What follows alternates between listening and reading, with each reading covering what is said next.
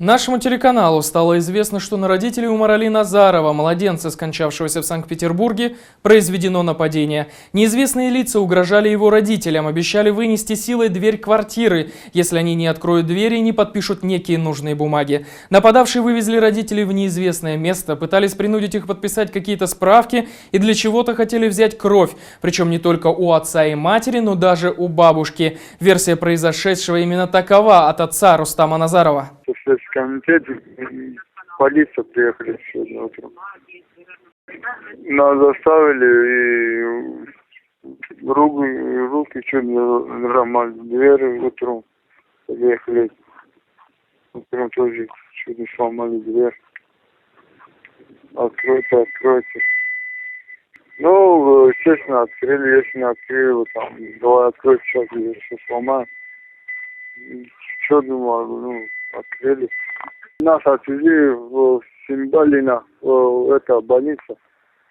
Симбалина, Боткинская больница. Да, без адвоката я ничего не могу там сказать, да. Кем были ворвавшиеся в квартиру, отцу непонятно. Впрочем, сейчас у него и нет возможности рассказывать что-либо подробнее. На месте работают адвокаты и правозащитники. Мы связались с Уктамом Ахмедовым, правозащитником от местной таджикистанской диаспоры Саманийон. Оказалось, что неизвестными, которые действовали силовыми методами, были сотрудники Следственного комитета по Санкт-Петербургу. Приехали сюда, живите по российским законам. Мы живем по российскому закону. Вы не живете по российскому закону. Вы не живете по российскому закону. Вы препятствуете российскому закону. 51 мы можем отказаться. 51 статья только показания может отказаться. 151. А по 308 ты обязан это делать.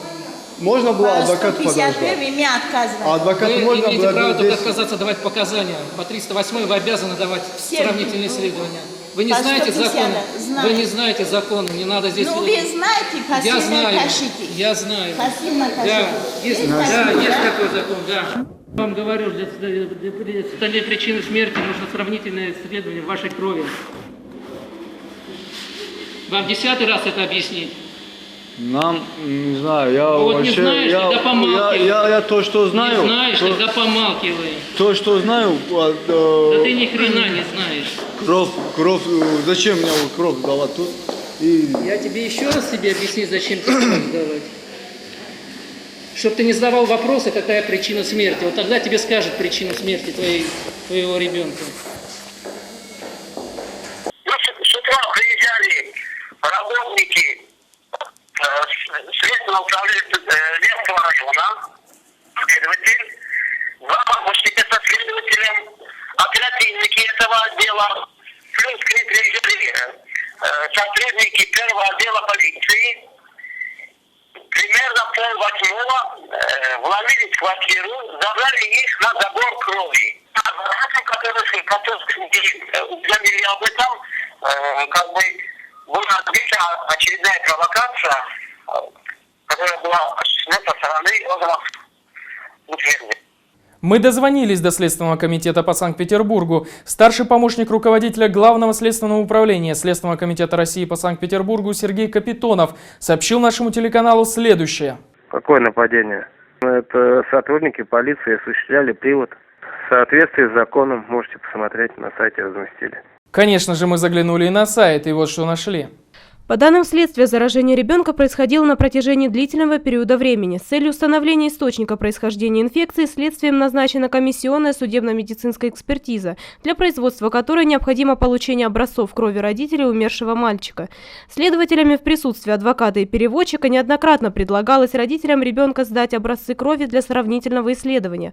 Однако они без уважительных причин отказались от их предоставления. 10 ноября родители ребенка были подвергнуты переводу в медицинское учреждения, где вновь отказались без уважительных причин сдать образцы своей крови. В соответствии с требованиями статьи 308 Уголовного кодекса Российской Федерации за отказ свидетеля и потерпевшего от предоставления образцов для сравнительного исследования предусмотрена уголовная ответственность. В связи с этим следствие намерено провести доследственную проверку. Расследование уголовного дела продолжается. Наш телеканал попытался уточнить, сколько раз родители пытались приводить для сдачи анализов. Но, как оказалось, это дело на личном контроле Следственного комитета России. Не готов вам ответить. Вот подробные комментарии, это звоните Маркину, потому что это дело комментирует наш центральный аппарат.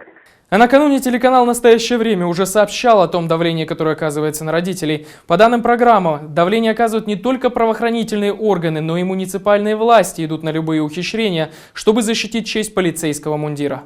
Следственный комитет меня держит, говорит, ставь там здесь подпись или что-то там ставишь. Отказываешься от своих указаний, да? Типа я убил, да, свою семью, вот, это вообще, я говорю, я здесь при чем? Вы скажите смерть, почему умер ребенок? Я тут при чем?